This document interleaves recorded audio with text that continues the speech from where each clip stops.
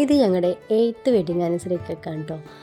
അപ്പോൾ കേക്കിൻ്റെ ഡിസൈനും ഫ്ലേവറൊക്കെ ആദ്യം തന്നെ ഒരു തീരുമാനത്തിലെത്തിയത് കാരണം പ്രത്യേകിച്ച് ടെൻഷനോ കാര്യങ്ങളോ ഒന്നും ഉണ്ടായിരുന്നില്ല.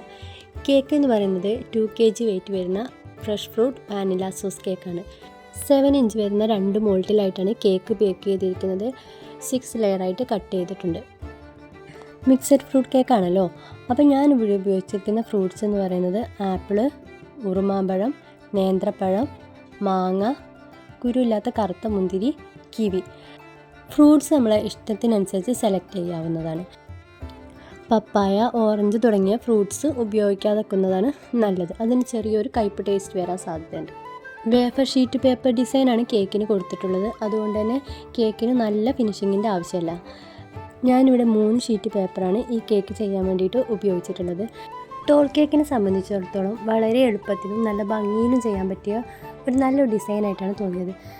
പിന്നെ ശ്രദ്ധിക്കേണ്ട കാര്യം എന്താണെന്ന് വെച്ചാൽ നമ്മൾ വേഫർ ഷീറ്റ് കട്ട് ചെയ്യുമ്പോൾ പൊട്ടാതെ പൊടിയാതെ നോക്കണം.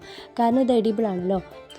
ഇതിലേക്ക് കുറച്ച് ആർട്ടിഫിഷ്യൽ ഫ്ലവേഴ്സും ലീഫും വെച്ച് കൊടുത്തിട്ടുണ്ട്. പിന്നെ ഒരു ആനിവേഴ്സറി ടോപ്പർ. ഇതാണ് കേക്കിൻ്റെ ഫൈനൽ ലുക്ക്.